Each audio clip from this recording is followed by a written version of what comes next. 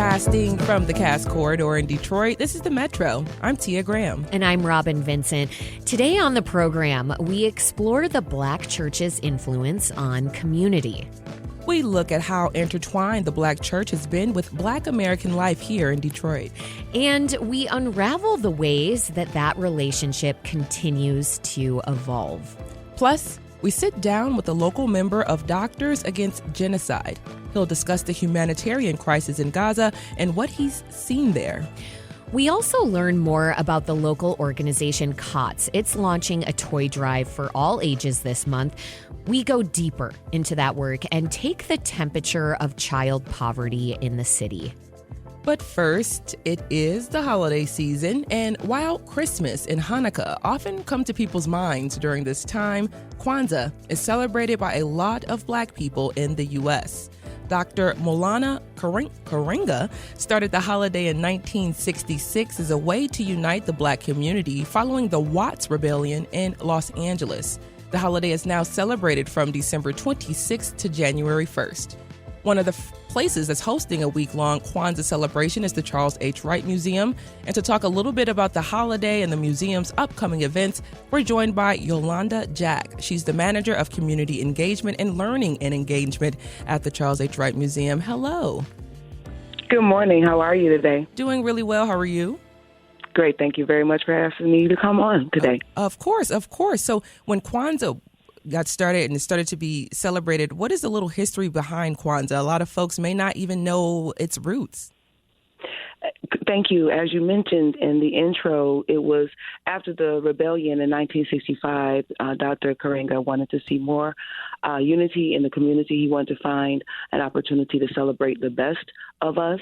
And so through the studies that he had been doing across the continent and in his schools, et cetera, he was able to realize the pattern of celebrating first fruits festivals. And Kwanzaa was what was named that celebration here in the United States. Wow. So you said it's called the First Fruits Celebration?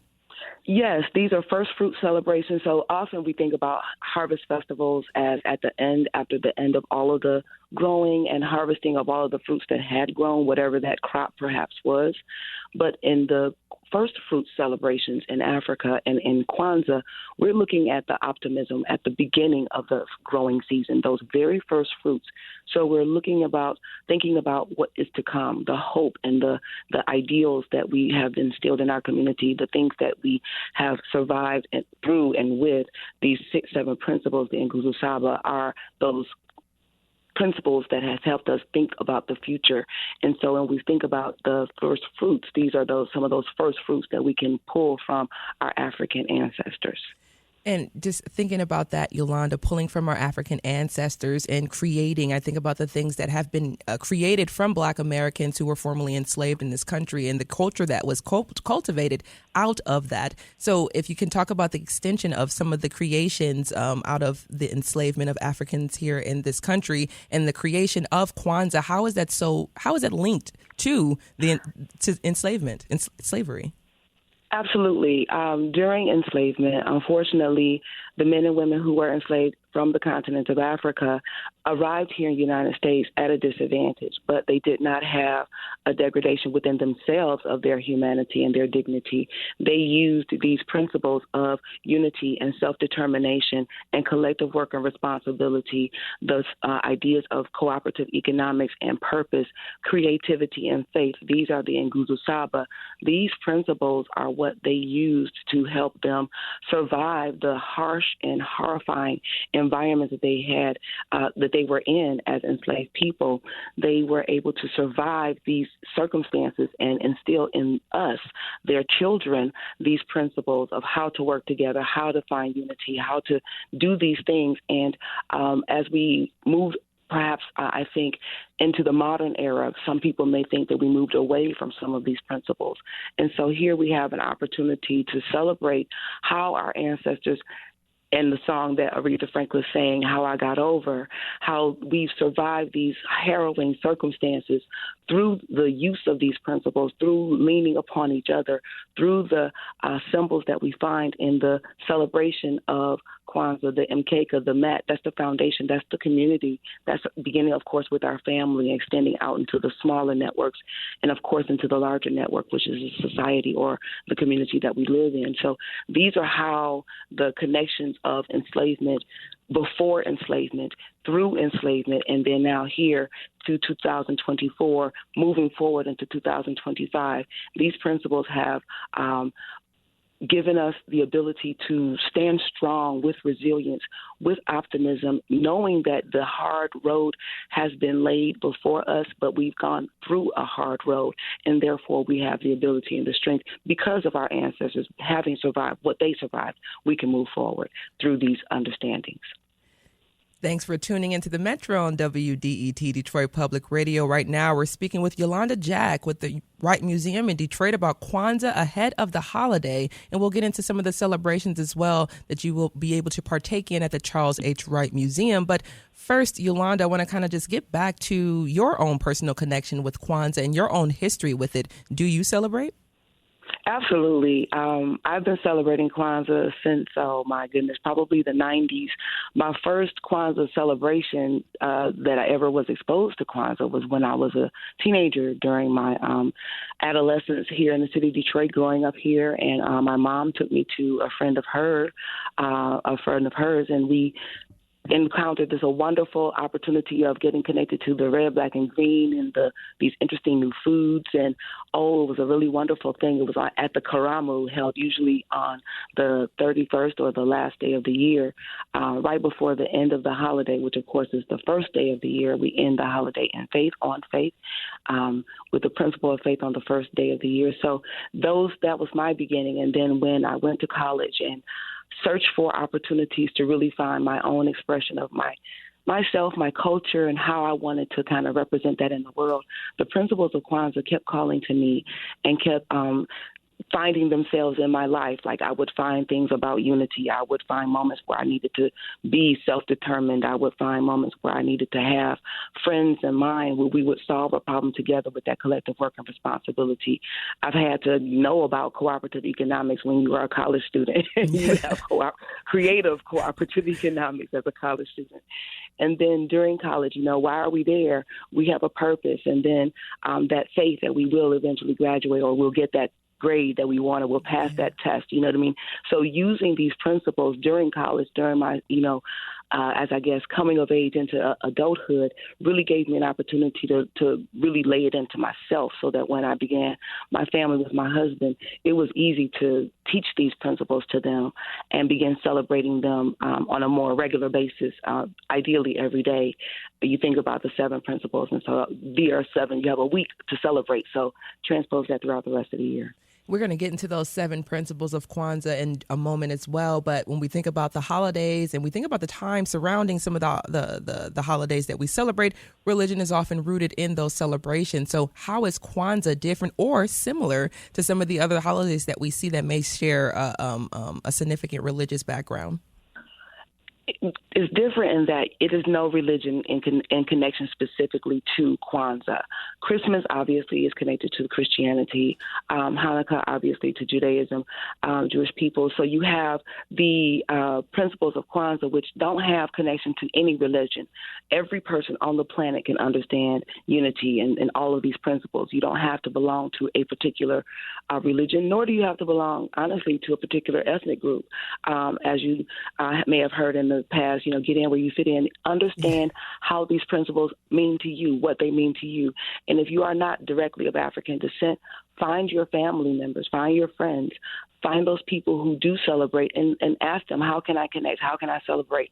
Join in. Come to the Wright Museum on the 26th, downtown at the largest kinara in the world. The lighting of that largest kinara in the world is on the 26th.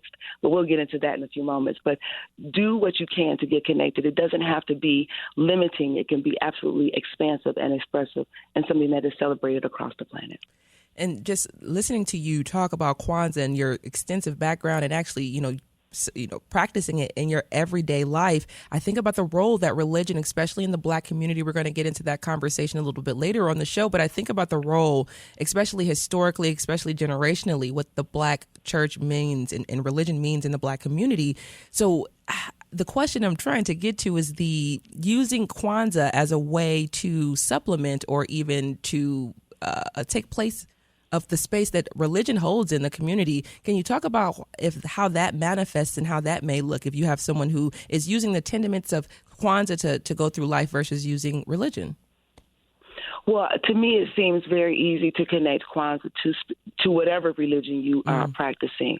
If you are a practitioner of Christianity, I was raised as a Christian, so it seems to me very easy to apply these principles into my understanding of what being a Christian is. The Nguzo Saba isn't separated from how we are admonished or encouraged to be Christians in the world. And so I think as a person who is a Muslim, you would find opportunities to connect to these principles, these Nguzo Saba as well. It shouldn't be difficult to me to make that leap. I think for people who don't have religion, the principles might even offer a guide or an opportunity to see like a guidepost of humanity, as it were, perhaps. So it's not a thing that takes place of spirituality. It is not speaking about spirituality. One of the principles is faith. However you intend to embody that or connect to that word, it doesn't have to be through a religion, but you should have a way to understand through your religion how to get connected. And if you are in a family where religion is maybe a contentious point of view, I think through the principles you all might find a way to unite and a way to connect, even though you might not have that space of connection on religion or the agreement of that, how you practice it or if you practice at all. I think within the principles of Kwanzaa, everybody can have a way to understand and agree with one another and a way to move forward without the kind of friction that differences within religion might provide. And Yolanda, being in a majority Black city like Detroit, even for myself growing up, it wasn't something that was just widespread. It wasn't something that we were talking about in school in a way that everyone was going to celebrate. So why isn't Kwanzaa celebrated more in a city that focuses on Black empowerment? Is it educational? Is it lack of education? Is it lack of us understanding what Kwanzaa is? Where you see that role there? Well, to be frank, I think it might just be to the fact of anti-Black behavior, anti-African behavior, perhaps during a time when we may not have realized the richness and the wonderfulness and the wholesomeness of being connected to the continent of Africa, whether you are a direct descendant of the continent or you may have some generations between your people and the continent. I would say that everybody, if you're a human on this planet, have connection to the African continent. So we should all have a way to connect to it. But when we find a way to take away or to tear it down or to tear away from or to turn away from the continent, the teachings and the principles might not be regarded as important or as significant to learn. So I would say that might be one of the reasons why it's not widespread. But I think there are a number of individuals who do have celebrations, maybe quietly in their homes. Maybe they might do something very, very significant that not holds all of the physical seven symbols in their home. They have them in their heart. They may not have the economic opportunity to connect to all of the pieces of it, but they do understand that the celebration isn't just in the stuff of the holiday, but also in the doing and how you express it in your heart and in your everyday life. And before I let you go, Yolanda, the celebration happening at the Charles H. Wright Museum, what can people expect? Oh, yes. So at the museum, we'll be at the museum for 3 days this year.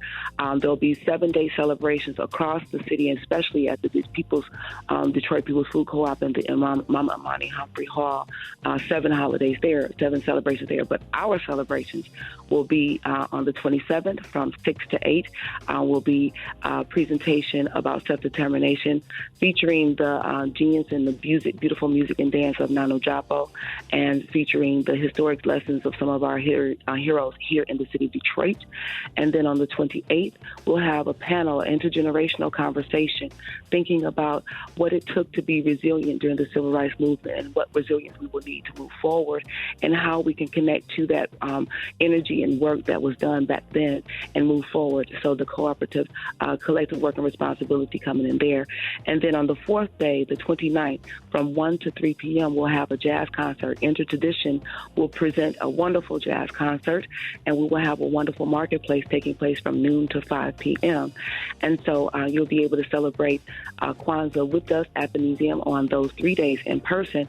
But I do encourage you to seek out the other opportunities to celebrate, starting, of course, downtown on the 26th at the lighting of the world's largest Kinara. I'm so excited because it's the world's largest, and we have been celebrating that for a few years now. And people need to know and celebrate that the way it may be new to Detroit, but it's true to Detroit for sure. Thank you so much, Yolanda Jack, the manager of community engagement, learning and engagement at the Charles H. Wright Museum. We learned so much today from you, Yolanda. Thank you so much, and good luck with everything this holiday season. Thank you so much. Best of holidays and happy Kwanzaa to you all. Habaragani.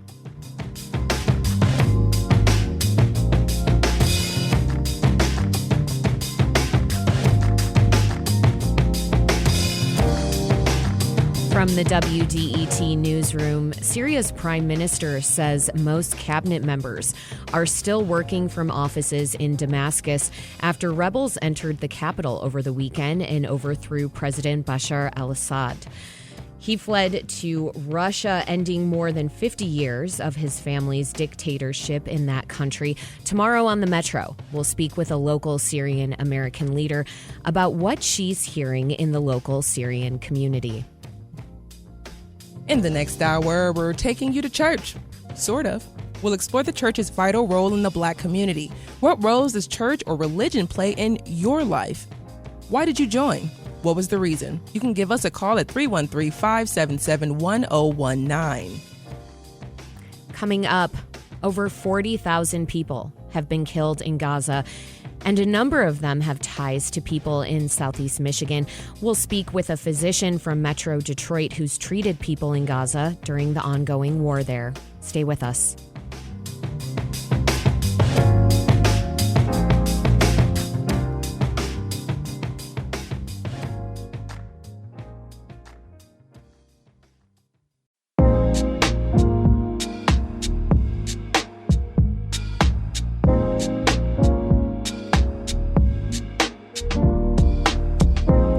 Welcome back to the Metro on WDET, Detroit's public radio station. I'm Tia Graham. And I'm Robin Vincent. As winter approaches, the horror in Gaza continues to grind on with no end in sight. Those are the words of a United Nations official last month addressing the UN Security Council. That agency says Israel's war in Gaza, sparked by the October 7th attacks led by Hamas, has claimed the lives of over 44,000 Palestinians and 1,700 Israelis and foreign nationals. Even before the war, life in Gaza was fragile due to the Israeli blockade and occupation. That blockade deeply affects healthcare access. Recent research in The Lancet found that before the war, 35 hospitals operated at full capacity in Gaza. Those hospitals had roughly 3,400 beds for a population of over 2 million people. Now, the UN says that more than half of Gaza's hospitals are completely out of service due to Israeli bombardments. Dr. Adam Foz is a member of the local group Doctors Against Genocide. He traveled to Gaza last December as the humanitarian crisis unfolded there. Dr. Foz, welcome to the Metro. Good morning. Thank you guys so much for having me. I appreciate it. So before we discuss what you saw when you were treating people in Gaza last year, tell me why you decided to become a member of Doctors Against Genocide. Bismillah ar-Rahman ar-Rahim. Allahumma salli ala Muhammad wa ali Muhammad. I begin in the name of God, the most gracious, the most merciful. So, I don't think it was a decision to join Doctors Against Genocide. I think it was just a natural progression of the destruction and of the genocide that I witnessed there. And being a physician, being a healthcare worker, being a human, and seeing that and wanting to come back and spread the news of what I saw. Going there, it was very clear to us that they can't guarantee our safety, and we don't know if we're going to make it back alive. And I feel that maybe one of the reasons why God did bring me back was that I could share my witness, my account of what happened there, because I don't think people really appreciate and realize the extent of the destruction that's happening there. And we're going to get into that in a moment, what you saw firsthand. But first, I want to talk about some recent developments. There's a warrant out for the arrest of Israeli Prime Minister Benjamin Netanyahu for war crimes, including genocide. That was issued by the International Criminal Court.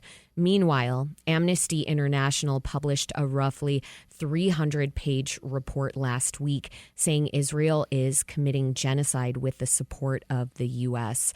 The White House disputed those findings. What do you make of that? It doesn't matter what the international community says at large and what different governing bodies are going to say. We know that this is a genocide. Anybody looking at this with an unbiased eye will know and recognize that this is a genocide. There has been a disgusting, racist, degrading agenda pushed by the American media, and we refuse to accept the fact that Arab and Palestinian blood is worth any less. Now, you were in Gaza this time last year, as we have mentioned. Of course, the situation has deteriorated significantly since then, and children have been hit hardest. The United Nations said nearly 19,000 children were hospitalized in the past 4 months alone due to acute malnutrition. And it said Gaza now has the highest number of child amputees per capita globally, with many surgeries conducted without anesthesia. Tell us exactly what you saw in Gaza when you were there last year at this time. So just to start, I do want to let everyone know that the Doctors Against Genocide group is our current campaign that we're pushing is Not Another Child, Not Another Hospital. This is in response to this brutal regime's destruction and aggression towards children and towards the healthcare system at large. There have been about 17,000 children that have been murdered in this genocide in the past 1 year alone. Okay, to put that into perspective for people living here in Detroit, you can almost fill Little Caesars Arena, every empty seat, with a murdered child. That is disgraceful. That is disgusting. Not to mention healthcare workers and hospitals that have been deliberately targeted and bombed, and doctors, nurses, EMTs have been shot at and killed. Again, in the single 1 year, the past 1 year, at least 500 healthcare workers have been killed. That means for a majority of the local hospitals here in Southeast Michigan, excluding the level 1 trauma centers, you can almost fill every single inpatient bed with a murdered healthcare worker in Gaza. So we urge all healthcare workers, we urge all healthcare institutions here in America to take a stance that this will not happen in our name. These are our tax dollars going to fund this, and we will not stand for this. I want to stay on the topic of healthcare workers being targeted in Gaza. I mentioned that the number of hospitals operating in Gaza has diminished significantly since the war. There are now just 17 functioning hospitals. Could you estimate how many there should be with a population of over 2 million people, especially knowing what we now know about the amount of trauma that people are experiencing and suffering from? So just to put things in perspective, one thing that I didn't appreciate leading up to my trip there was I viewed everything through a first world lens. You know, everything that we think about and we even imagine, we have it in our kind of like mental framework of what we have here. So yes, there were 30 hospitals that were previously functioning. Okay. These are hospitals that you can drive by and easily miss them. I don't want people to think that these are like the major level 1 trauma centers that we have here in the States. So they look more like a little clinic. Yes. Yeah. So, you know, when I was there almost about a year ago now, in December of last year, there were only 2 fully functioning hospitals. And even then, you know, I'm going to put air quotes around fully functioning because leading up to the trip, there was a further progression of this illegal blockade on Gaza. So things already were not fully staffed, not fully functioning before. Supplies were missing, and then you throw in this 3-month aggressive blockade, and so now we have to figure out, when we're preparing someone for surgery, do we use sterile gloves for this portion, or do we save that for another patient? Like, is this knife blade really needed here, or can we save this for someone else? How quickly can we sterilize these sets to use them for the next patient? Like, these are all things that a hospital trying to take care of maimed and injured people shouldn't have to be considering. You are Dr. Adam Faz, an Arab American and a physician, and I want to talk about both aspects of your identity in that way when it comes to the work that you did in Gaza. What was it like to see the war first through the eyes of a physician? I think before we even touch on the medical aspect of things, I think we need to frame a little bit more the humanitarian side, because this is something we can all relate to. I want everyone to consider themselves and think and imagine themselves in Gaza now. I want you to think about what you do with your family. What do you do with your children? What do you do with your parents that you have to take care of? Imagine getting an Amber Alert on your phone from the Israeli occupation forces telling you, leave your city, leave your block now, or take your chances with the bombing. What do you do? What do you pack? What can you take with you? Again, don't think of this in a first world setting. We don't have access to cars and gasoline. All that stuff is too expensive to afford. Anything you take with you is a backpack or luggage that you have to carry around. And again, this is not an isolated problem to you. This is happening to 2 million internally displaced people in Gaza alone. So society at large is shut down. There are no grocery stores. There are no businesses. There are no doctor's offices. Everything you take for granted is now stripped from you immediately. You no longer have access to the comfort of your home, to the comfort of your bed. In the wintertime, you no longer have access to the warmth. How do you provide for your children? Okay, kids are now sleeping on blankets and folded cardboard underneath tents made out of sheets or plastic or anything that they can possibly get their hands on to cover themselves. You have an entire society that's now living in these makeshift shelters. No access to clean water, no access to sanitation. There's no soap in Gaza. There's no shampoo. There's no toilet paper. How do you maintain basic hygiene? There's no diapers. How do you take care of your kids? Thank you for outlining the utter desperation that I think is really difficult for people here to truly understand. You're listening to the Metro on WDET. I'm Robin Vincent alongside Tia Graham. We're speaking with local physician Dr. Adam Faz about his work with Doctors Against Genocide. Dr. Faz, we've been hearing about public institutions in Gaza being targeted, and Israel's response has been that Hamas hides behind these public institutions, schools and hospitals, and Israel says that's why it is bombing those spaces. What do you make of that claim? I don't want to respond to their ridiculous claims. Everything that they say is a lie. I will never trust anything the Israeli government says. No justification can be given to bombing an entire hospital building. There's no need to destroy dialysis machines. There's no need to destroy X-ray machines and CT scanners and clean water into the hospital. There's no need to destroy oxygen tanks that are supplying patients and children in the NICU that are on ventilators. These allegations are all baseless justifications for their illegal and immoral genocide that they're enacting right now.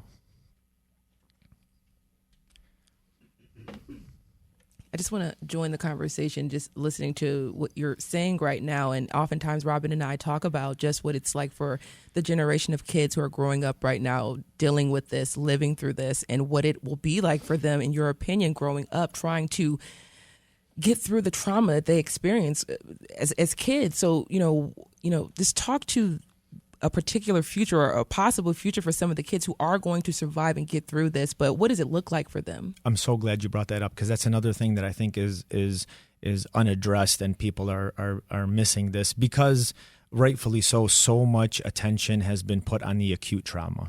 So when you have these frequent mass casualty situations where you have ruthless, indiscriminate bombing night after night, the hospitals get flooded with people that are dealing with acute limb or life-threatening injuries.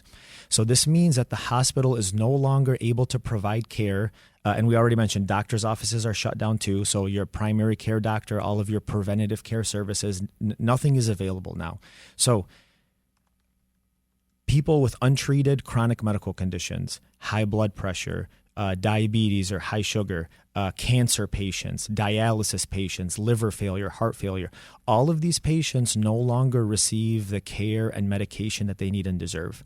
So to put this very bluntly, if you don't die from the bombing, your untreated medical condition will prematurely kill you. And to touch base about the children too, so schools are now shut down because that is one of the few left mass living spaces. And so to your point, you now have a generation of children growing up in Gaza, uneducated, suffering from severe mental health trauma. Okay. We were only there for a week, and we were unable to sleep for the week because of the constant bombing overnight. We slept in the hospital, and we still felt the bombs. We were not able to sleep. Imagine these children that are now outside without the shelter of walls, in the cold, unable to sleep for a year straight. What does that do to a growing child's psyche, their brain? How do parents comfort their children? If as an adult I get terrified waking up to hearing the bombs, what can that possibly do to children?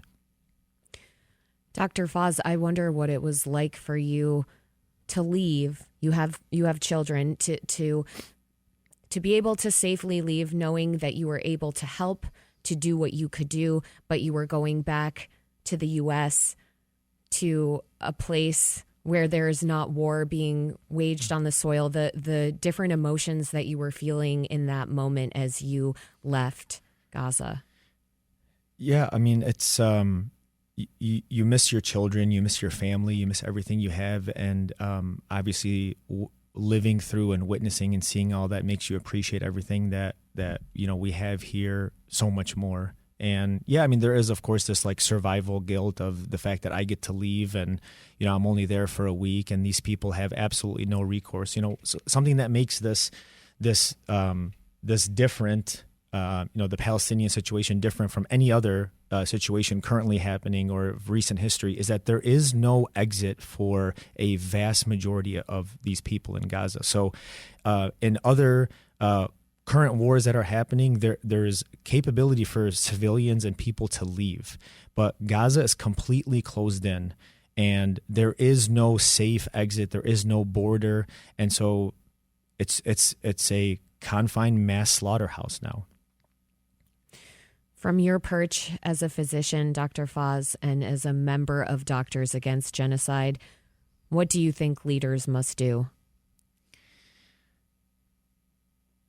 If I have a patient that I'm taking care of and they have a limb or life-threatening injury, I will not even begin thinking about next steps in care and rehab and all these other things until the limb or life-threatening injury is immediately taken care of. Before we can have any discussion on what's next, the knee needs to be lifted off of the neck of the Palestinian people. This brutal, immoral, illegal occupation and genocide must come to an end before any discussion can be had about what's next for Palestinian people. We cannot keep killing them and imprisoning them and doing all the things that have been happening to them for the past 75 plus years and still think about, well, how can we treat them better? This occupation, this genocide must end immediately, and it starts with an immediate and comprehensive ceasefire. After that, We must call for the protection of the children and hospitals in Gaza. America must do its part by instilling a weapons embargo on Israel. No amount of surgery and healthcare that I can provide, that every single NGO in the world can provide, no amount of healthcare collectively we can give can undo the destruction of what's happened. The only thing we can do now that can, the greatest medical intervention we can enact now is a ceasefire to save the loss of more lives. Think about the 17,000 children.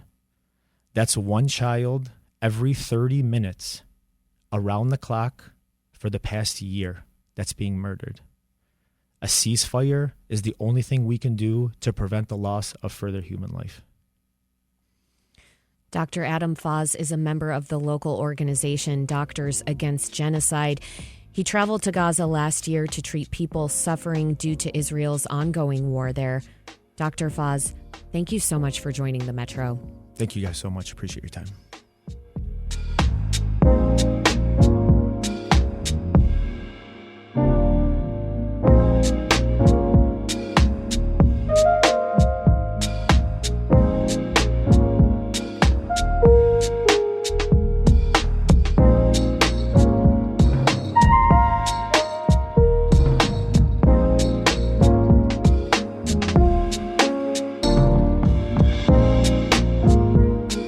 Metro on 101.9 WDET FM. From the WDET newsroom, the city of Detroit made a mistake on more than 100,000 winter property tax bills. The Treasury office misapplied the school operating millage that voters passed last month. The treasurer blames a programming error. The city is sending corrected bills to the affected homeowners and will refund the excess amount to those who've already paid. Coming up in our next hour at 11 o'clock, we'll explore the church's vital role in the Black community. What role does church or religion play in your life? Why did you join? And what was the reason? Give us a call at 313-577-1019. As well, coming up, we'll discuss how a local organization is trying to support low-income families celebrate this holiday season and how folks with the means to help can step up and join the effort. You stay right there.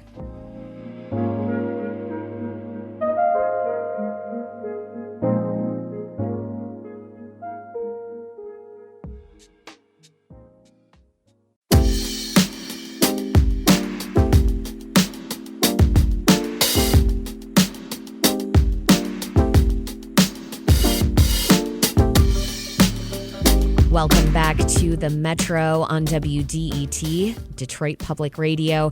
I'm Robin Vincent. And I'm Tia Graham. The nonprofit COTS Detroit is launching an annual Santa Shop toy drive this holiday season. The inaugural Santa Shop, or I guess you can say the shop that's returning, will allow families experiencing homelessness to partake in toy shopping. Now through December 16th, COTS is asking the community to donate new, unwrapped gifts to support the Santa Shop. It's an opportunity to give kids to share in the holiday spirit without feeling left out. And the Santa Shop by COTS is from December 18th to December 20th. Joining us in studio now is COTS Chief Development Officer Asha Morrell-Ferguson. Asha, thank you so much for joining us on the Metro. Thank you so much for having me. Of course. So this is not the first year. This is the first year in recent history, or recent memory, I guess you can say. But when did you first have the Santa Shop with COTS? So I've been with COTS for 14 years. And years ago when I first started, I recall they had a Santa Shop every single year. We used to host it off-site, actually at the Masonic Temple for many years. Yes. Yeah. And so it went away, of course, and it came back. So this is the first time that you'll actually truly be a part of this Santa Shop. Can you talk a little bit about this year's Santa Shop? Sure. So our Santa Shop is intended to provide support for families that are living with limited means. And so a lot of our households are, really putting all their resources toward maintaining their stability, their housing, their food needs, things of that nature. And so oftentimes the things that they're unable to afford would be benefits like toys and gifts for their children. And so for us to be able to say to all of our partners and friends in the community, consider giving a gift or donating a toy to support the happiness of a child this season. It helps to bring balance and peace to the parents that are really doing their best to to keep everything joyous for their children during this time of the year. Which is tough. It's not an easy thing to do to maintain the joy of your kids, but also keep it within yourself. Absolutely. So when we say shopping, are the families actually using money to purchase the items, or are the families guaranteed a certain number of gifts to select? The families are guaranteed a certain number of gifts to select, so there's no cost to the families, and this is for our families that are in our emergency shelter and in our housing programs. And so COTS has a variety of different relationships with landlords all across the city. We have about 200 homes in independent housing, or like what we call scattered site housing across the city, in addition to our apartment communities that we own, and then of course families that are in our shelter as well. So all of those families are guaranteed an opportunity to shop according to what we have received. So we start with the shelter and then we expand from there.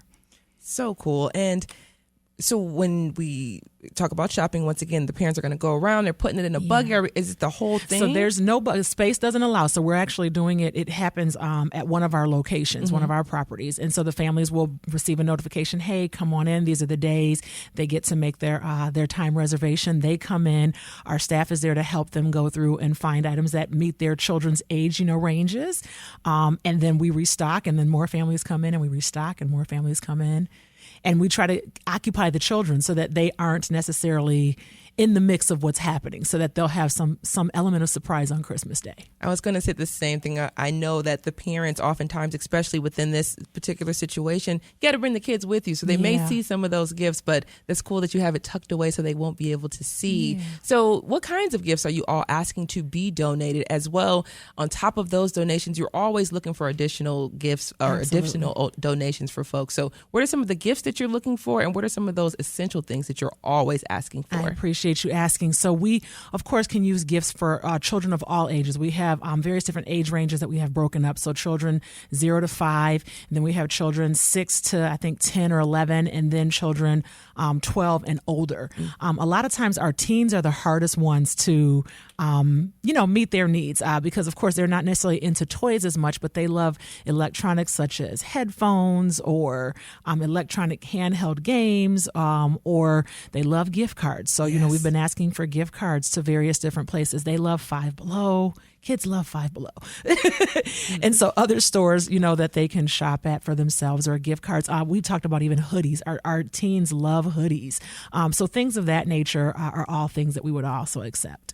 As an auntie of teens, the hoodies, yes. In the summertime, hoodies, black hoodies. In the summer, all the time. And then the same thing with Five Below. I mean, I'm running up to Five Below often. Yes. My niece and nephews often shop at Five Below. So that is perfect a way to correlate with the teens now. It is. So I think about the Shanta shop, of course, and the experience, but there is an importance to giving everyone that shopping experience, especially for the parents and guardians who may be struck on hard times right now, and they want to be able to say that I did do this for my kid. So can you talk about what that means for the parent? Yeah. So, part of that is just, being able to uplift and uphold their dignity and just being able to encourage them to flow based upon their goals, their own desires, their own dreams, and not just try to find a solution for them. Well, here, we'll give you these things, and then they just have to make it work. So they know their children's personalities better than we know their children's personalities.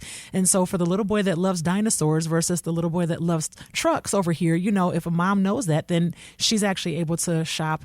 Or if a dad knows my daughter, loves, making textiles instead of playing with dolls, or whatever that looks like, they are able to shop according to their children's personalities for themselves. And we're just there to support however they feel that is necessary or needed. Yeah.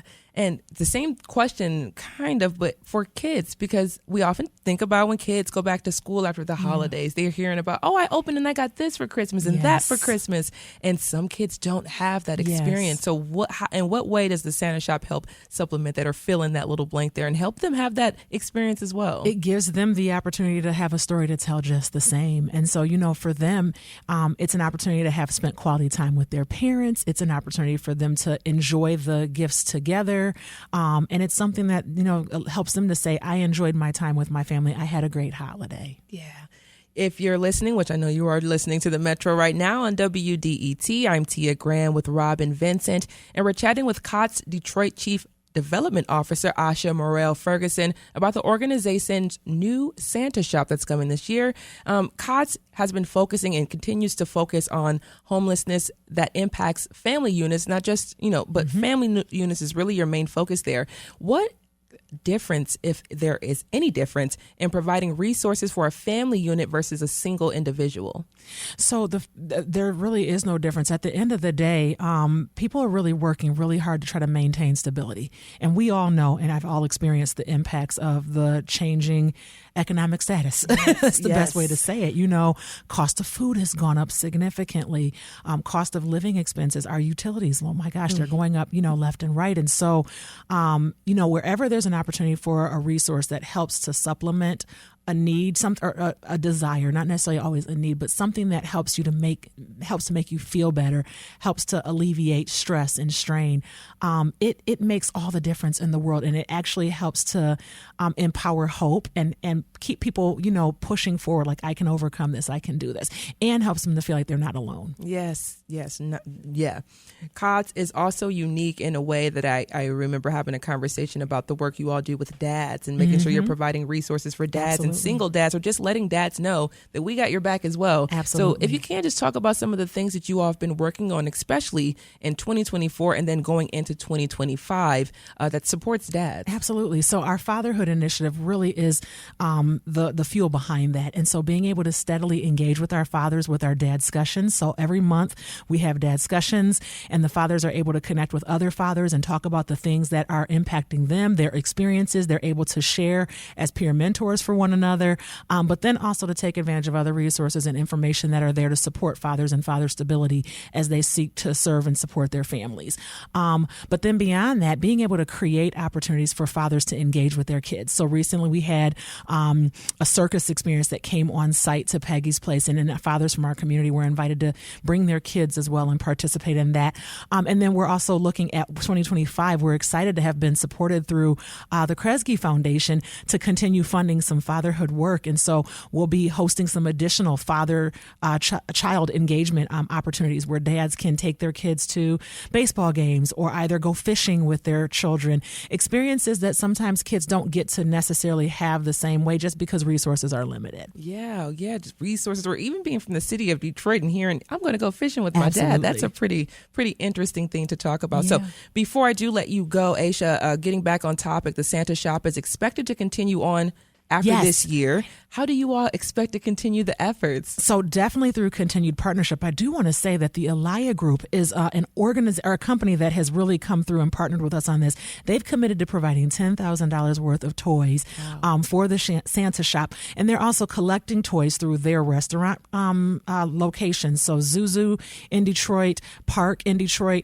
and then 220 Merrill in Birmingham. And if you take a toy and donate at those locations between now and December 17th, I believe, you'll get a free dessert. And so being able to partner with entities such as the Elia Group and so many others, we can't do it alone. So partnership is critical to being able to continue the support that our community so greatly needs. Asha Morrell Ferguson is COTS Detroit Chief Development Officer. Asha joined the Metro to chat about COTS Santa Shop happening December 18th through December 20th. And if there is anything else that people should know about it, where should they go to learn more? They should go online. They can register to bring toys or either to host a toy drive of their own.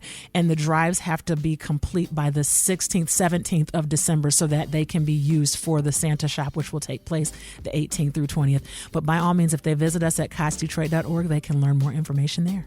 Aisha, thank you so much for joining us on the Metro. Look forward to chatting with you in the future. My pleasure. Thanks so much.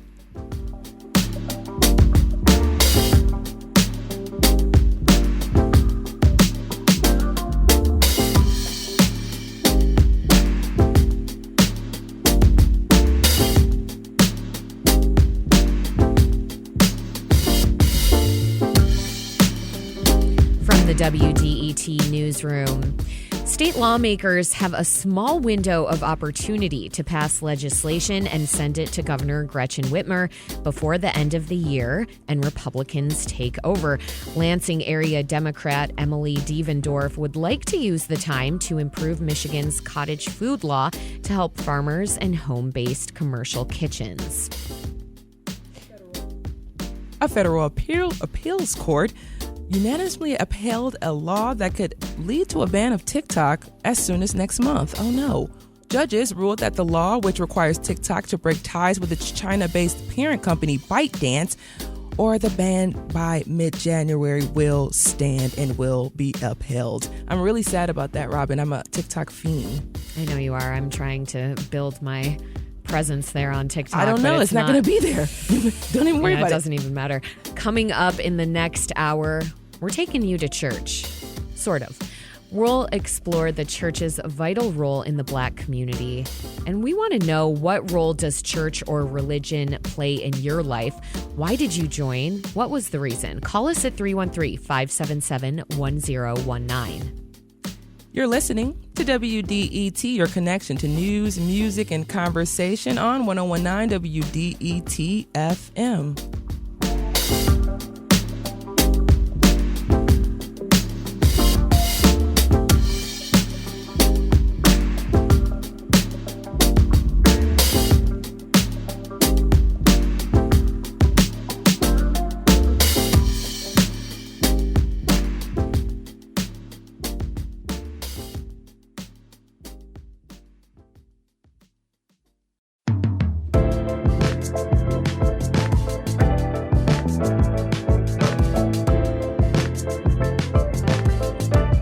Welcome back to the Metro on WDET, Detroit Public Radio. I'm Robin Vincent. And I'm Tia Graham. In the second hour of the show today, we are taking a closer look at how crucial the Black church is to cities like Detroit. It's hard to miss just how many are in the city. A simple ride down Woodward from Ferndale to downtown will give you just a taste of how many churches the city has. Churches are so prevalent because they were an essential part of Detroit's growth. And they're more than just a place to pray. They've been resource hubs in communities for a long time. Churches are where residents gather for religious, social, and political reasons. And their leaders are at times seen as the leaders in the community.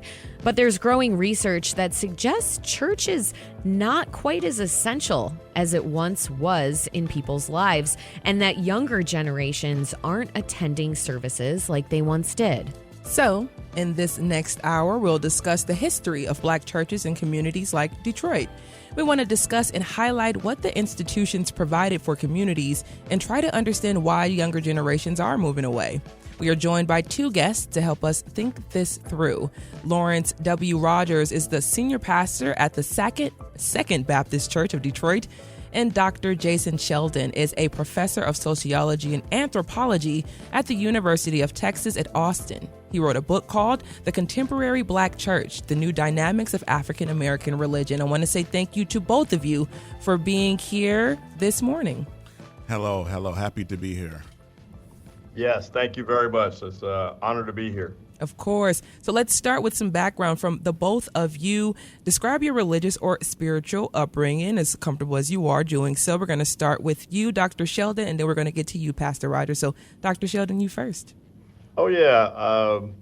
I grew up in Los Angeles, California, going to a number of different churches in the African American community.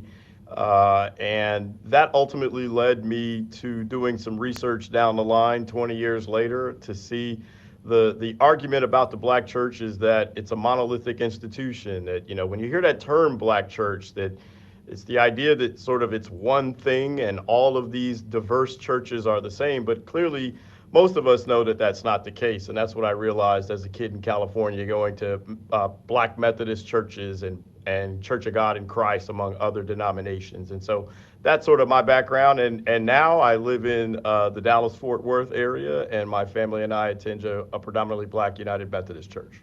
And Pastor Rodgers, similarly to you, what's your background as well? I mean, you're a pastor at a Baptist church. I'm not going to assume that you grew up Baptist, but talk a little bit about your upbringing. Yes, thank you so much. Again, I'm very glad to be here.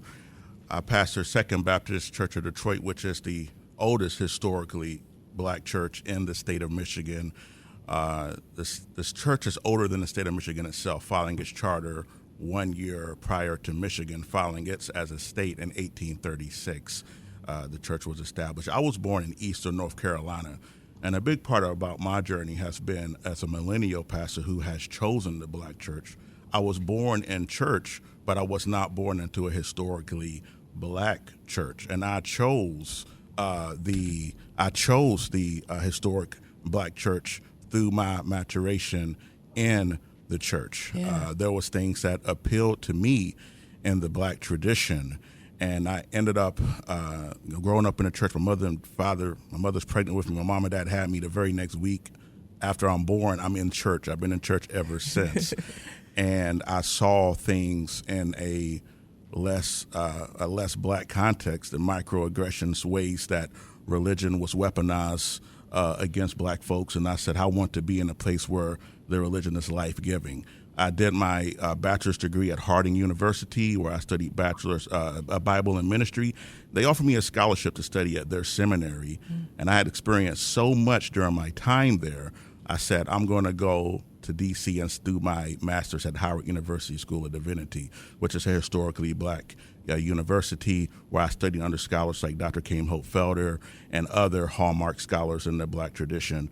And so that all culminated in me being brought and called to Second Baptist Church of Detroit, which is the oldest historically Black church in the state. So, unlike a person who might have been born in the Black church and it was chosen for them, that's something that I have chosen for myself. You had to kind of find your way and navigate your way to there. And we're going to get to that, definitely get into that. Pastor Rodgers is staying right with you a little bit and talking a little bit about how, when you did come to the city of Detroit, when you did find your community here, especially within the church, how did it impact you? Oh, it was a great impact.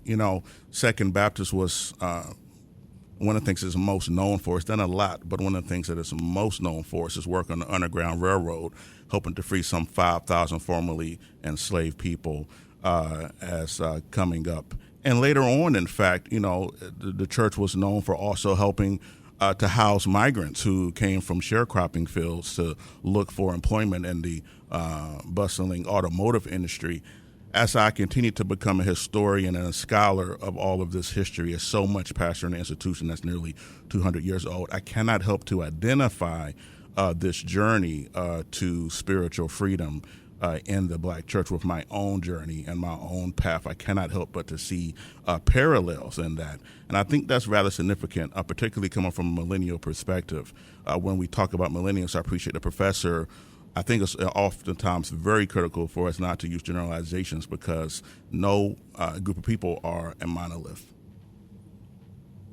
And just bringing back into the conversation, Dr. Shelton, and asking you some of the similar questions, but just speaking about what we just heard from Pastor Rodgers about millennials and getting back into church and being monolithic as well. So I wanted to bring you in here and talk a little bit about that.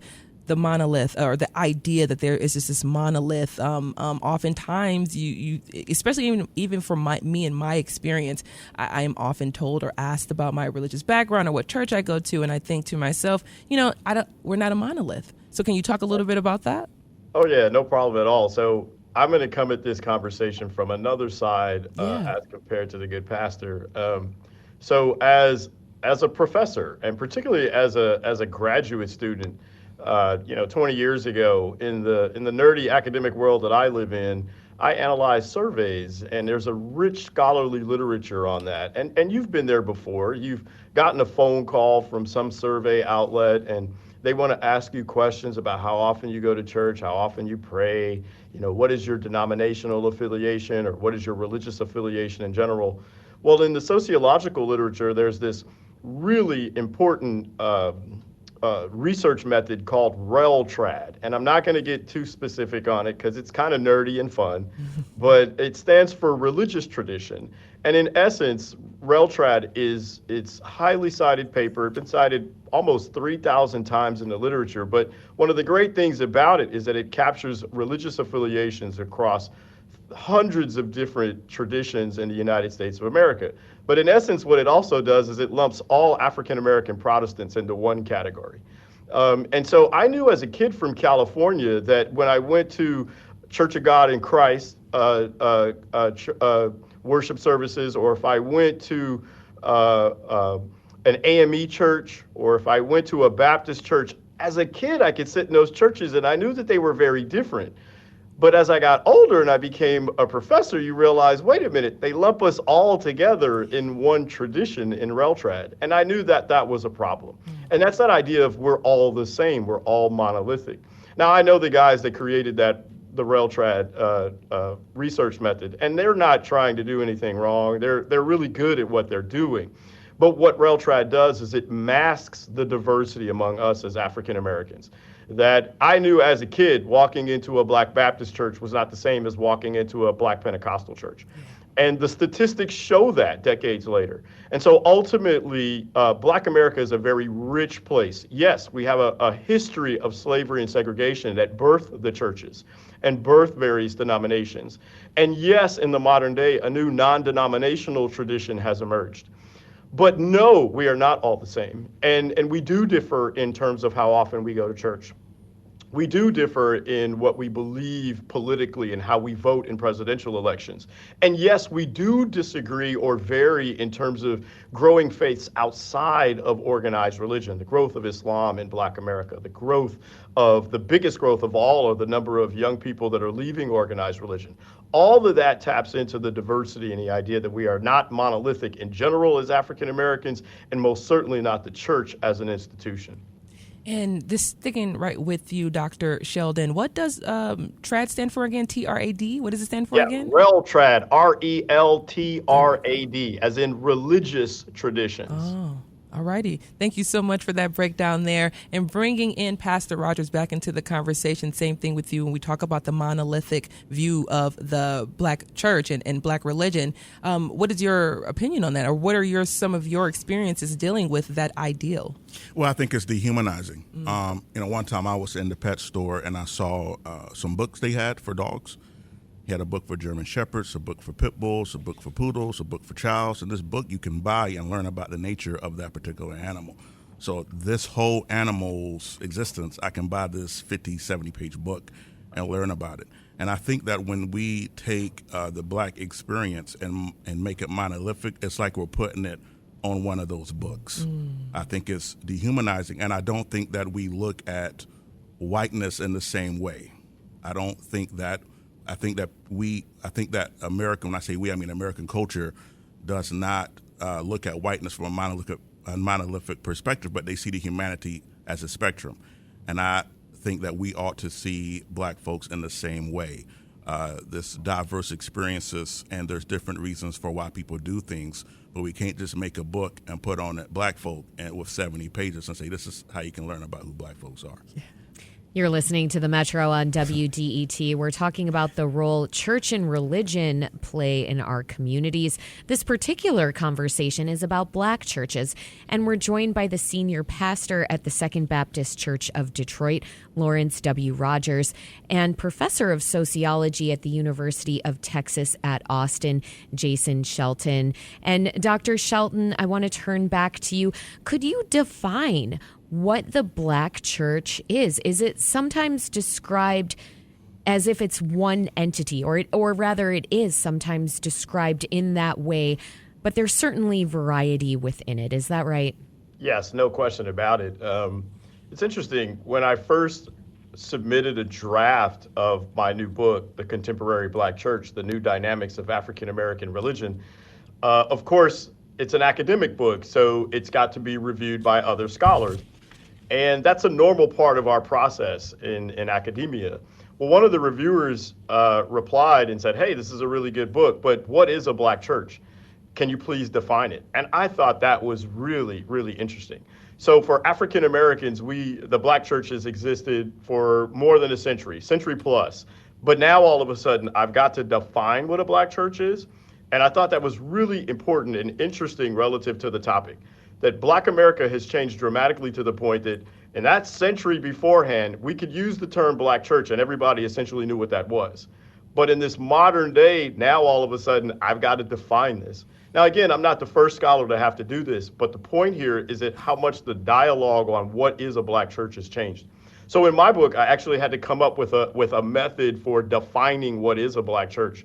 And essentially, I use two characteristics for the modern day. Number one, at least 80% of the people who attend that church are African American. And number two, the senior pastor is African American. And so that's how, in my book, I define statistically what is a black church. And when I move on to define and explain the different experiences that black non-denominational Protestants have relative to Methodists or relative to Pentecostals or relative to Baptists, among other traditions as well, what they all have in common are those two characteristics. So yes, they are black in those senses, but they're still incredibly diverse beyond those two defining characteristics. Thanks, Dr. Shelton. And Pastor Rodgers, I want to turn to you as someone with boots on the ground here to define what the black church is. Yes, I appreciate the professor's definition. My definition is a little bit more specific, and I get this definition from some of the people who I've studied. Dr. Renee Harrison was my history of the black church professor, and she used a lot of resources from Dr. Anthony Penn, a black church scholar at Rice University. And black church, and how I see it and how I've learned, is defined as a church that is historically black in the sense that it was started, it's like FUBU, for us and by us, started by black people and for black people.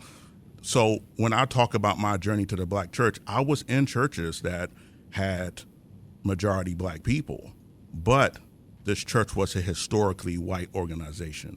When you talk about Kojic is a organically black denomination started by black folks. When you talk about the AME Church is a church that started with Methodists, and they were treated poorly around a race, and they decided to start their own denomination, right, under a trailblazing bishop, right? And so you consider Baptists, Black Baptists, even Second Baptists, the members initially were worshiping with First Baptists, but due to, again, racial animosity, they decided we're going to start our own congregation. Now, with Baptists, unlike an Episcopal structure like Kojic has or AME has, to be Baptists is we go and start our own church, black leaders, black people, for us, by us, again.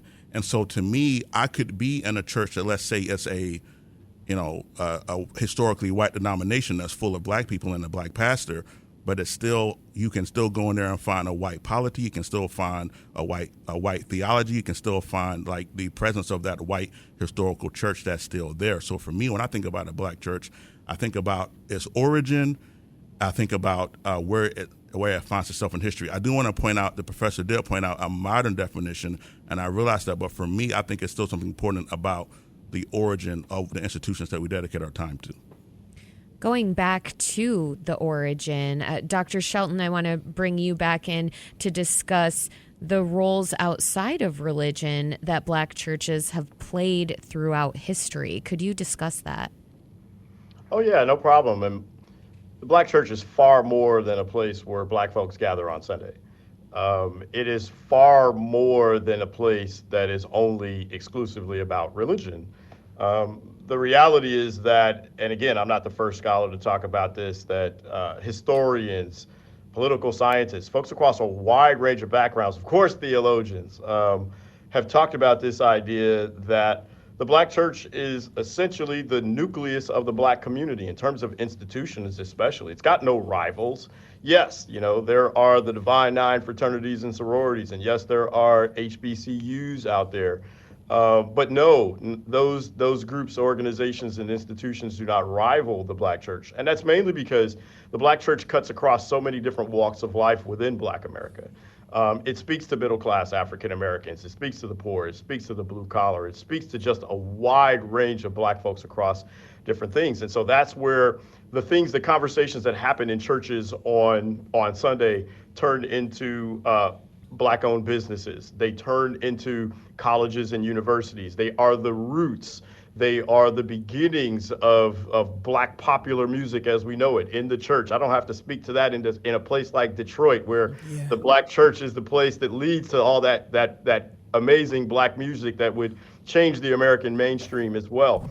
And so the black church is about politics. It's about economics. It's about social movement well beyond the church. And so that's where it is an institution itself that has no rival, and actually is the sort of the vein that connects all of those other institutions and organizations, whether we're talking about fraternities and sororities or whether we're talking about different businesses. They all go back to the church in some way, shape, or form. Thank you so much. Thank you for that definition, that breakdown for us. And I'm bringing Pastor back into the conversation to talk just a little bit about the history of the Black church is one of the reasons that you do every single day. You talked about that, having that historical Black church that is the second Baptist Baptist Church. 1836, you said, was when it was founded. So this is before Michigan is a state. This is before we see a lot of things that are happening in the United States, especially in Detroit, that would later become a hub for Black Americans. So talk about the history there and the importance of having that in the community since 1836, but having it maintained throughout the community to today. I think that some people say that this came out of necessity, but maybe it came out of nature, that the Black church, to what the professor just described, answers a lot of felt needs of the community. Also want to point out that while we call the Black church, the Black church has always been a very inclusive space. If you visit Second Baptist and see some of our images from, early 1900s, you'll see that Second Baptist had multicultural deacons. We were doing things with other congregations and had members who were not Black. The Black spaces have always been more inclusive than compared to other spaces. But I also want to point out that I think that the Black church has really tapped into what the church originally was. So for those who appreciate the Bible, in Acts 2, it talks about the early church being established, and it said that they had all things in common, and they would come together and they would sell their goods and part them amongst those who had need. They were also meeting felt needs. Tertullian, an early church father, said we should have all things in common. He actually cracked a bit of a joke, but it may not be as funny today, but maybe in his day, he said we should have all things in common except our spouses, right? And so, he cracked a little joke.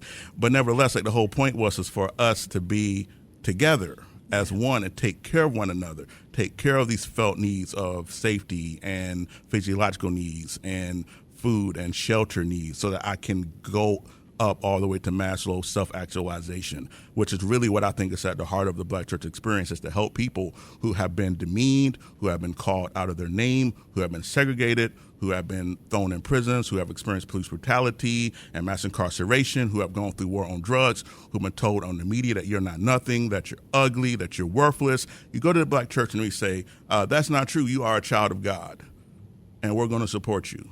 You are a daughter of God. You are a son of God, and we're going to help you to become whole again, which is really what the early church was doing. So in that way, to what Howard Thurman used to say, is that the Black church, or those who've experienced marginalization or oppression in society, can tell you who Jesus is better than a person who's on the other side of privilege.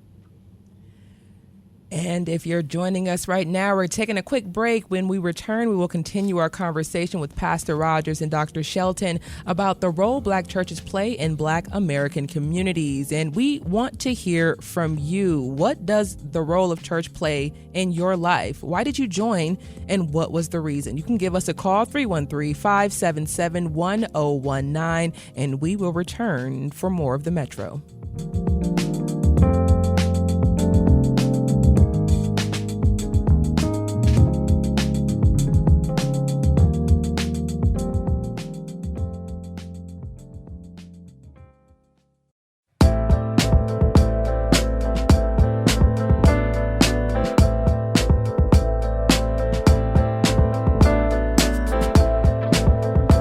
Welcome back to The Metro on WDET, Detroit Public Radio. I'm Robin Vincent. And I'm Tia Graham, and we're talking with local pastor Lawrence W. Rodgers and sociology professor Jason Shelton from the University of Texas at Austin about the roles church and religion play in our community here in Detroit. And we want to take your calls. We want to know what role church or religion plays in your life. Why did you join? What was the reason? call us 313-577-1019.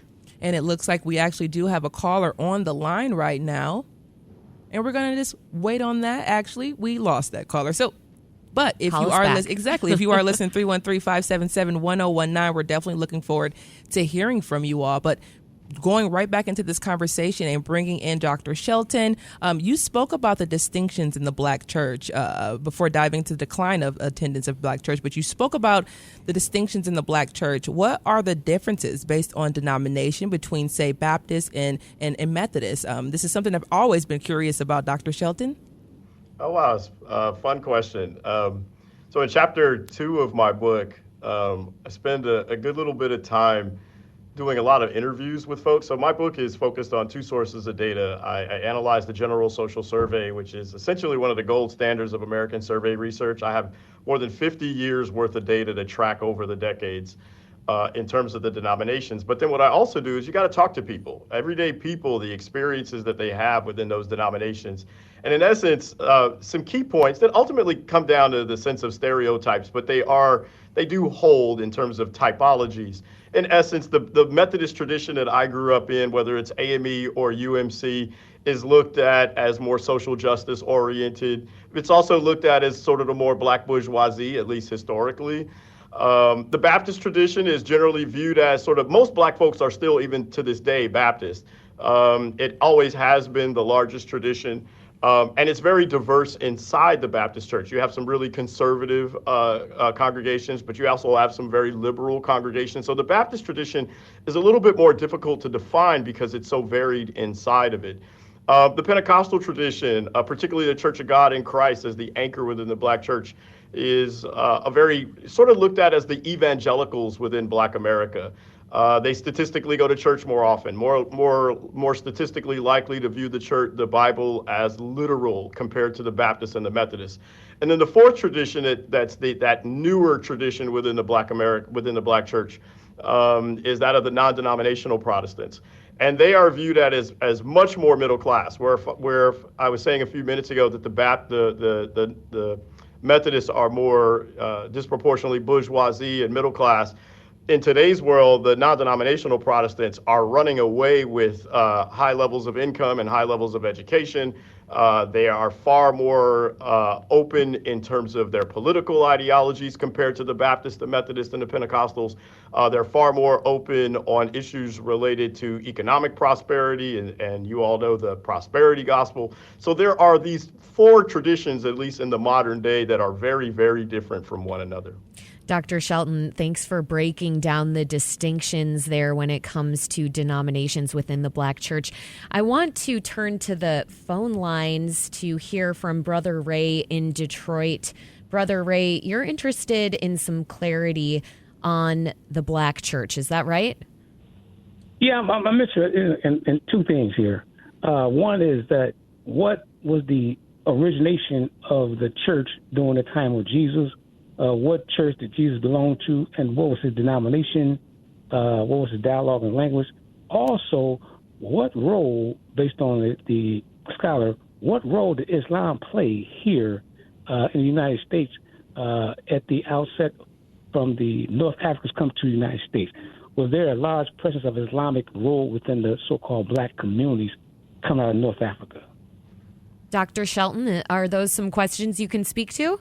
You know, I'm going to defer to the good pastor on the first one. The second one, because that question sounds really theological, so I'm a sociologist. I am not a theologian, so let me stay in my corner. Fair.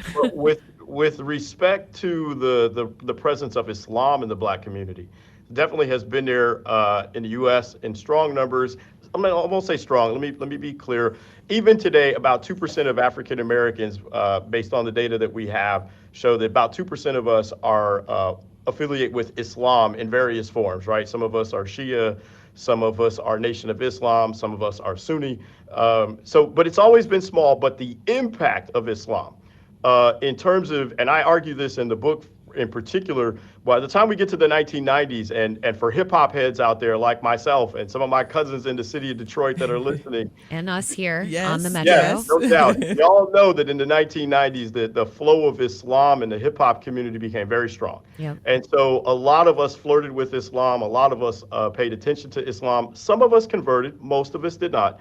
But the idea that we were impacted in our religion by the 1990s became a clear point. So the larger point I want to make is that Islam has always been small within Black America, but its impact has been felt.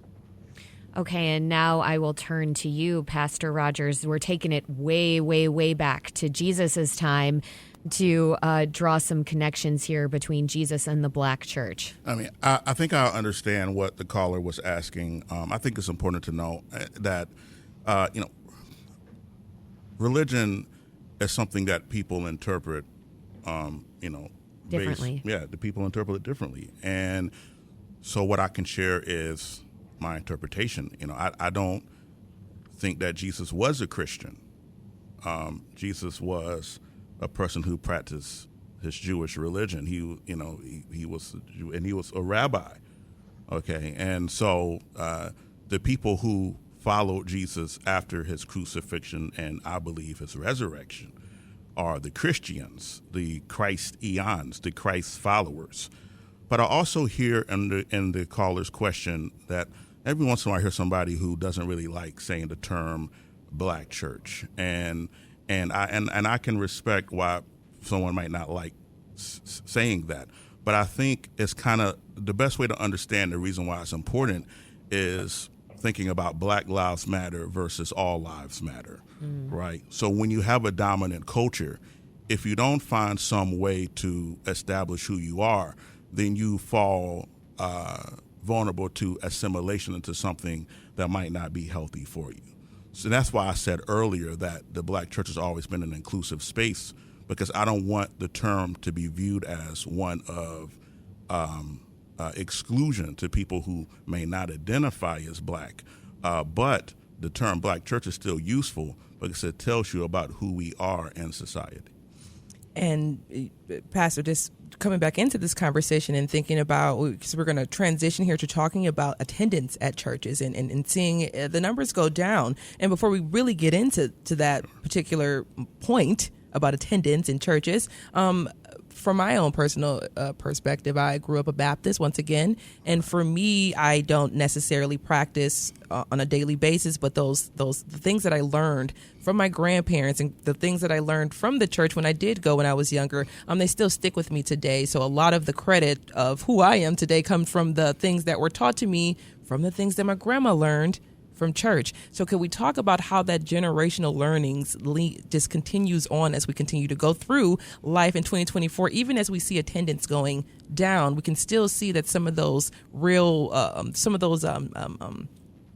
important points of the Baptist church still live on. Yeah, I really appreciate you talking about how the church was a part of your formation. And I mean, I think that's a critical point. I mean, just from a statistical perspective, the children who are reared in churches have a great deal of positive outcomes as compared to folks who may not have that experience, right? And so there is something special about being formed in a community that not only cares about you, but cares about like your moral fabric, about how you see yourself, about your self-worth, especially if you don't have that somewhere else. I think when it comes to like attendance with the church, I think that sometimes this conversation is viewed too myopically, or people will have to use the conversation as a tool to kind of get their wish list done. So somebody may say, well, young folks aren't in a church because we don't have, a DJ, on the ones and twos, during worship. You don't have service. turntables over there. Yeah, you don't have Rodgers. the turntables, the ones and twos. Richard, like say something like that. And so I think sometimes people will say that to kind of get like their wish list or what they want, what they might have always wanted. But I think there's something else going on from a economy perspective, and that is that when you have a collectivist culture. And Black folks were a collective, we were a collectivist culture. Anytime a collectivist people start to like feel some feeling of prosperity, whether it's illusionary or not. Like when you start to feel some sort of prosperity, it tends to create more individualistic mindsets. Yes. All right, and so it's thank you so much. I love it. Yeah, I know. I love an amen The corner. affirmation. Oh, yeah. I love an Oh, amen yeah. corner. And so what I think is happening as an undercurrent that's not oftentimes discussed is that that some people may not feel they need the church like we once needed the church, right? So when there is a wedding, people will show up. When people show up, when there's a crisis, folks will show up. So now, in the individualistic culture, that makes sense. So it's not about me being there for we; it's about you being there for me. You see what I'm saying? That makes this an individualistic culture. Yeah. But the thing about the reality of it is that that things can happen sociologically. I use that word carefully. Because I know I have a sociologist.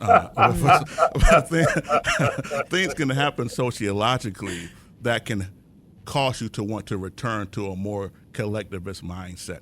And I think that with the reality of the current state of American politics, with a clear assault on the personhood of marginalized people and the weaponization.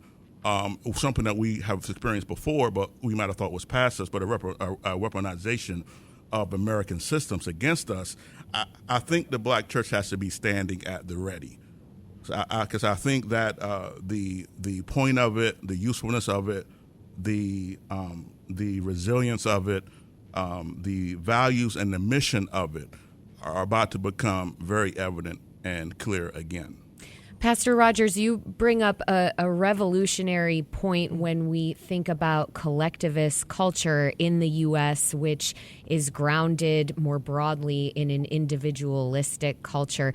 And Dr. Shelton, that makes me want to bring you back into the conversation. Have you been able to draw some parallels then between the decline in folks attending church and our culture deepening in its individualistic tendencies? Oh, no question about it. Can I take a step back, though? I'd like to take another take on my answer to that previous question. Is that so? Yeah, I mean, I grew up in the church too. I as a Gen Xer, fond memories of church and still go now. But I think we're at a different point in Black America. And that's what I'm doing in the second half of my book. The first half of my book kind of explains some of the changing demography of Black America and some of the trends. But the second half of the book, I get into what does this mean? And as a father with two young girls who grew up in Cleveland, Ohio, LA is where I really was a shorty. Cleveland is actually home. Go Browns. Yeah, I'm going to say it in Detroit. Oh, I was going to say, no. Yeah. I love your city, though. I got a lot of family. I got a lot of family in the T, and I know they're listening now. But my point, though, is that, for example, just because we grew up in the church, the generation behind us is not. So for you and I to remember what it was like sitting in congregation with grandma and getting that candy, and grandma tapping us on the head and saying, hey, pay attention, or getting grandma or grandpa to get us to come to church. Now, 1 in 5 of Black millennials do not affiliate with organized religion. It's more than 20%. It's 23% of us. And when I select just on young people who are under age 30, the number goes up to about 27%. So we're at a point here where there's a generation of young African Americans who don't have that generation to pull on them to get them. They didn't grow up in the church, and they don't have someone to pull them back into the church. So that's one, I think, sort of point that I think that is important for Black America.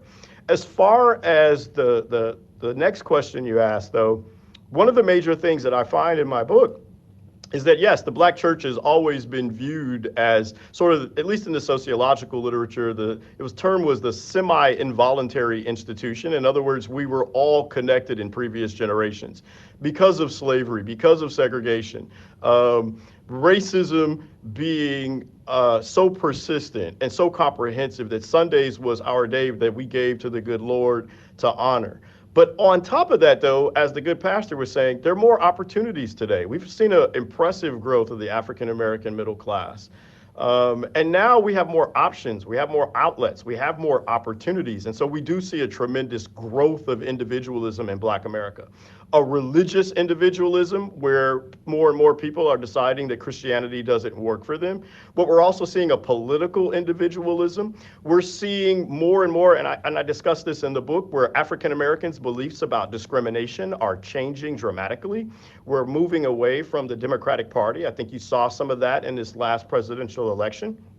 And so when you look forward as a dad with two daughters and looking forward and trying to say, what does Black America look like 50 years from now? That's a tougher question. And the data doesn't show, it shows that Baptists have lost lots of people. Methodist tradition that I grew up in lost lots of people. The Pentecostal tradition is holding, it's been small, but it's holding. The non-denominational Protestant tradition is growing dramatically, but even they are outpaced by the number of African Americans who don't claim any religious affiliation. So my point here is that, yes, my book is about religion, but it's also about how much Black America has changed over the last 50 years. And those are the things that I think we need to pay attention to. Not just religion, of course, but politics and culture, individualism, collectivism, all of those things are at stake today like never before. Dr. Jason Shelton is a professor of sociology and anthropology at the University of Texas at Austin. Dr. Shelton, thank you so much for joining us on the Metro. No problem. I really appreciate your time today. Coming up, we're going to continue this conversation about the Black church, and we're going to explore gospel music's influence. But also, we want to continue to take your calls. We want to know about the role of the Black church or church and religion in your life. Why did you join, and what was the reason? Give us a call, 313-577-1019. You all stay right there.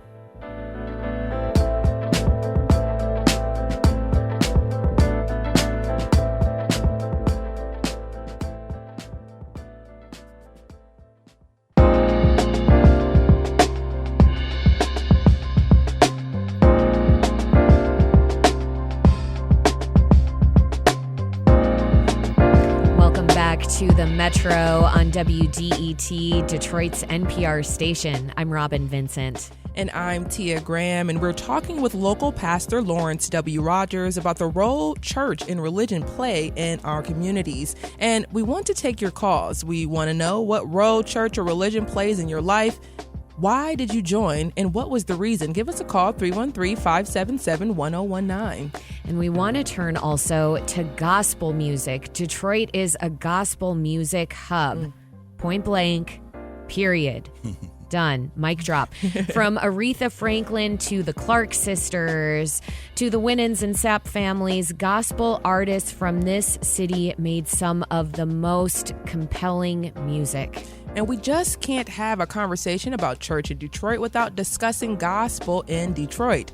So to talk about how and why the gospel music sound is so infectious is Professor Deborah Smith Pollard, host of Sunday Morning Inspiration on Mix 92.3. Professor Smith Pollard is also a professor of English literature at the University of Michigan-Dearborn.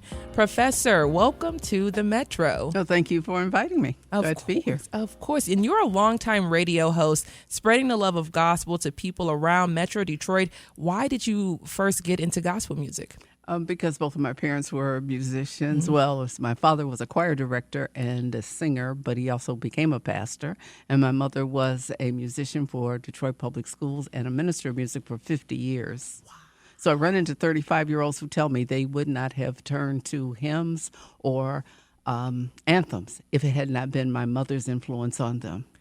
I mean, that's a story in itself that I want to so get into, but we don't have the time to get into it. But I definitely want to get into that one day with you. And just thinking about the conversation we've been able to have throughout this entire hour about the Black church and what it means to the city of Detroit, and hearing about your connection, I mean, amazing connection that you have as well. So talk about your relationship with the Black church and church in general and what it meant to you. Oh, everything. Let's see. Well, my father had this thing. Don't tell anybody, but we could actually go out and party on Saturday night. But you had to have your body in the car by 9 a.m. so you could get to Sunday school, morning service, afternoon service, BTU, and the evening service. Now, most churches don't have that many services anymore, but that was the tie to it. But that's where I connected with so many friends, and but also felt spiritually uplifted even as a kid, because I wasn't the cutest kids. So people would say ugly things to you, but you go to church and you say, God loves you, Jesus is with you. And you go like, okay, well, forget y'all. I'm good. Thank you.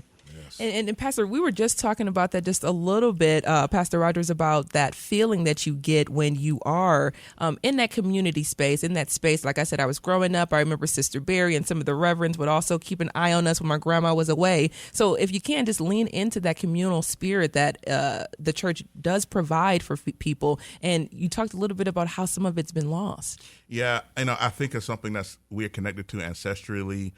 Each one teach one, being a village, and so I think that there is a sense of community that is dying, that we have got to triage and try to create and find ways to bring people back into it, because I believe that society is affected, particularly Black society is affected when we don't see one another as community. I mean, Jesus put it this way. He said to love God for your heart, soul, mind, and strength, and to love your neighbor as yourself. To me, that speaks to the community that the Black church helped to cultivate in us. There's just so many things that we can get into once again, but we're running up into time already. So I do want to talk about gospel music, and especially coming out of the city of Detroit. You heard some of those names. Aretha is one of the, Aretha, Frank, the Clark sisters continue to this day, to just be powerhouses in the gospel industry and music industry at large. So if you could talk about the impact of gospel music coming out of the city of Detroit. Incredible. Let's see, one of the names I want to mention is commissioned, okay, because the Boys to Men say that they were influenced by commissioned, just because of how they looked, because they didn't. Listen, we love quartets, but they didn't wear that quartet. Everybody wear the same look. They were just finely dressed, okay, and then they also sang so beautifully. And then out of that group came Fred Hammond and Marvin Sapp, who had one of the biggest, the biggest single, I can't remember what year, but ASAP called it the biggest single of the year. And we've had all kinds of, and then Kira Sheard right now, who was Karen Clark Sheard's daughter. She is changing a lot, because not only does she sing well, but in her contemporary songs, she will include a hymn. So people can hear that, I've decided to follow Jesus, no turning back, And so, and influence is great. I loved it when the opening of the Central opened up, and not only the Clark sisters, but there was Kiara there as well. Yes. But we have Dietrich Haddon. He just had a back-to-back live recording last Saturday, a week ago Saturday. And they were both packed out, because people love him, and he had so many other Detroiters singing with him. Jay Moss, who is from the Clark Moss family, and I can't even name everybody who was there, but it was a very Vanessa Bell Armstrong was a surprise guest singing on the stage with him as well. So there are just so many, and when you see a book, I'll say right quickly, that was made from a sister doctor at University of Virginia, about contemporary gospel music. 90% of it is about Detroit gospel. And she's from Virginia, okay, but she just talks about how those voices and sounds impacted so many. You're listening to The Metro. We've been talking about the role church and religion plays in our communities. Now we are exploring how gospel music in particular has inspired worship and music more broadly. We're joined by the senior pastor at the Second Baptist Church of Detroit, Lawrence W. Rodgers, and Deborah Smith Pollard, longtime host of Sunday Morning Inspiration. And earlier I mentioned familiar gospel families from Detroit. I want to clarify it's the Winans family. And I also want to go to the phones now. to talk to Billy from Lathrop Village.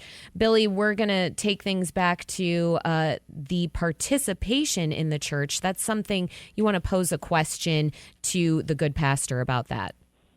Is that right? Yeah, yes. Good afternoon, good morning. The question that I had, and I joined the church because there was a encompassing criteria where you can participate in civil rights, you can worship, you can fellowship, and then you build your friendships from there. What I saw right at the end of the civil rights movement, even though it didn't really end, was we saw a lot of black churches opting out of civil rights marches, collecting a check from the federal government where they could not participate in anything civil rights or any movements. And you can almost draw a direct line to young people being disinterested in the church because they felt that, all of that was a part of them, and to divide it and then now try to find Billy, we've only got about 30 seconds. I think we've got a grasp on your question here, and I'm going to have the good pastor quickly respond to this. If you could quickly, I know. I'm going to try to it's quickly respond to this. Billy, feel free to email me if you want to talk any more about it. As I listen to Billy, I can quickly say that there has always been attempts to disempower marginalized communities. So they used to burn libraries. Now they distract us from reading books, and they're also banning books again. They used to burn down black churches, and now they did what Billy described to make us not be so dedicated. But it's up to us to remain dedicated to our institutions, to black church and otherwise, because it's for our own benefit. Dr. Deborah Smith Pollard is a professor of English literature at the University of Michigan-Dearborn. She's also the host of Sunday Morning Inspiration on Mix 92.3. Pastor Lawrence Rodgers is the senior pastor at the Second Baptist Church of Detroit. Thank you both so much for joining the Metro.